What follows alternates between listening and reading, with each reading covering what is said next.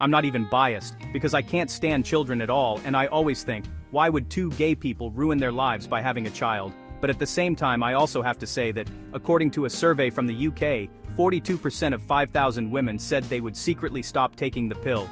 I've also personally seen a woman deliberately get pregnant because her best friend was having a baby with her boyfriend. This woman wanted to raise a child at the same time as her friend, so she didn't really care who the father was or what kind of person he was. She simply chose a guy she liked at a club and had a child without much thought.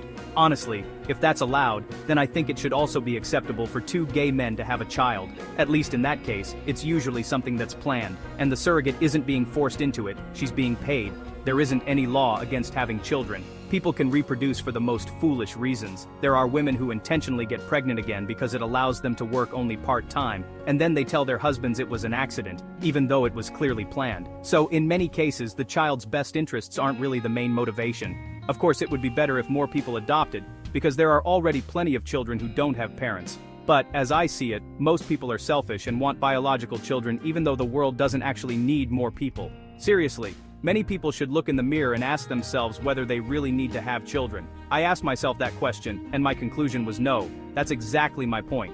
When so many people have children thoughtlessly and without much consideration, I don't think it's consistent to say that gay couples shouldn't be allowed to use surrogacy. At least in those cases, people generally need to have the financial means and stable living circumstances before they can buy a child.